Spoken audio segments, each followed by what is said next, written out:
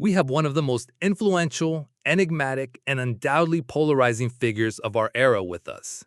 An artist who has redefined music, fashion, and popular culture, all while fighting a very public battle with his own ideas and with the world around him. He is Kanye West. Thank you for being here, Ye. It's an honor to have you. Honor is a construct, David, but I appreciate the energy. Thanks for the space. Not a lot of people provide a real space these days. They provide a cage. They put you in a glass cage for people to point at, but they don't give you a real mic. They give you a mic they control. Let's talk about that. Control. You feel there's this pre-written narrative about you, a cage, as you say.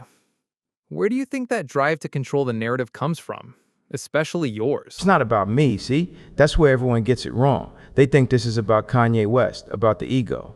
Oh, Kanye's on another one of his rants. No, this is about the control of information on a global level. I'm just a disruptor of the system. I'm a glitch in their matrix. You ever played a video game, man? When a character starts walking through walls, you know something's wrong with the code.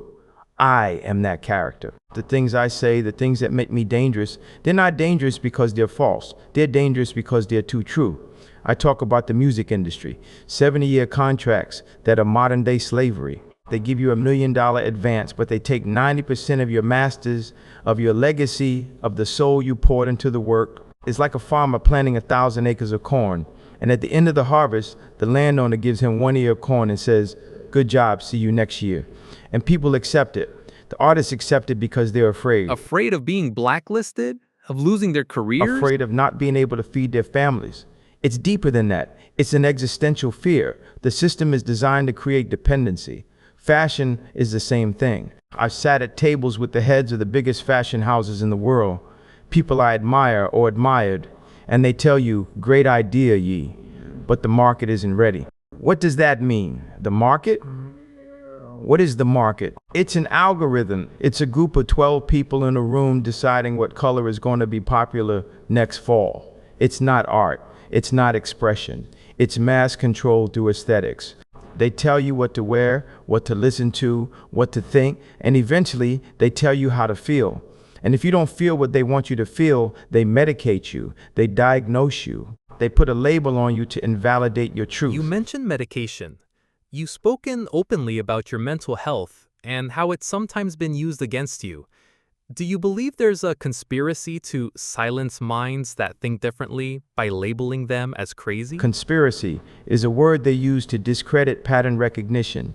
If I see that every time it rains, the ground gets wet, is that a wet ground conspiracy theory? No, it's an observation. I observe the patterns. I observe that the brightest minds, the innovators, Tesla, Van Gogh, Michael Jackson, they were all called crazy in their time. Why? Because they operated on a different frequency. They saw the code behind the reality. When I say God talks to me, people laugh.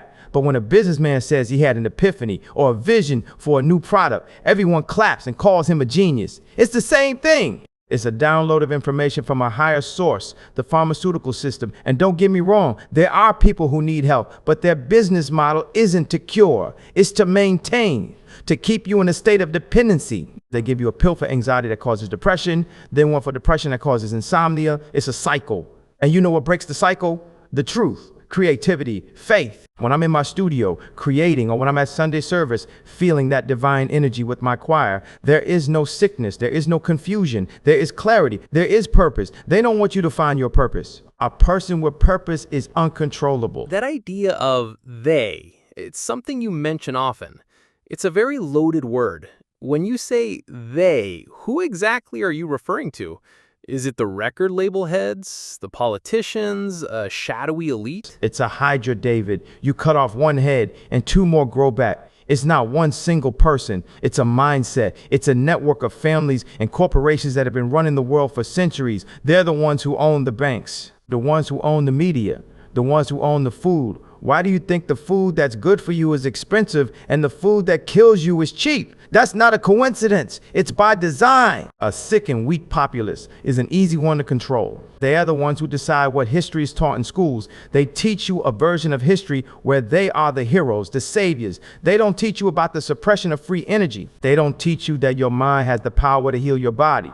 They don't teach you real finance, how money actually works. Because if you knew, you wouldn't fall into their debt traps. Debt is the ultimate modern-day slavery. They are the ones who promote division. Black versus white, left versus right, man versus woman. While we're down here fighting each other, they're up there laughing and counting their money. And me, by putting on a hat or by saying I like a person I'm not supposed to like, I'm not being a puppet. I'm breaking their game. I'm showing that I'm a free individual, that they can't put me in their left-wing black artist box.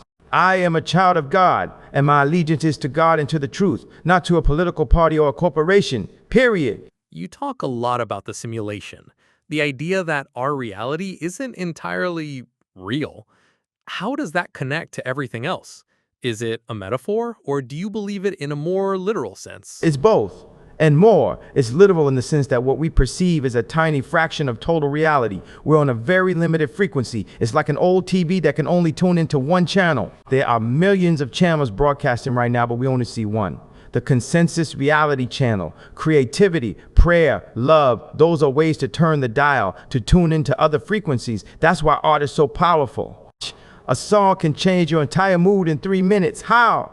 Because it changes your vibrational frequency. The glitches, the deja vu, the synchronicities, those moments where you know what someone is going to say before they say it, those are holes in the veil. They are reminders that this is a construct, a program. And the good news is, just like in a dream, if you realize you're dreaming, you become lucid. You can start to change the dream. That's why my mission is so important. Yuzi isn't about sneakers, man. It's a prototype for self-sufficient communities. Sunday service isn't just a choir. It's a proof of concept for sonic healing. My music isn't just songs. They're keys, codes to wake people up, to make them realize that they have the power, that we are not victims in their game. We are the creators of our own reality. God gave us the gift of creation in His image. We have to remember that. We have to claim that power. That's an incredibly optimistic vision at its core.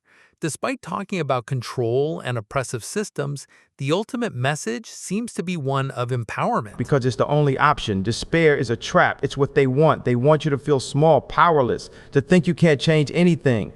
But look at history. One man, one woman with an idea, with faith, can change the world. I've seen it. I've lived it. They cancel me. They attack me. They ridicule me. And I'm still here, stronger, clearer, because I'm not in this alone. God is with me. And the truth always, always comes to light. Sooner or later, you just have to keep the frequency high and wait for the signal. We're running out of time. I want to thank you for this conversation. Thank you, David, for listening. For real, listening is a lost art.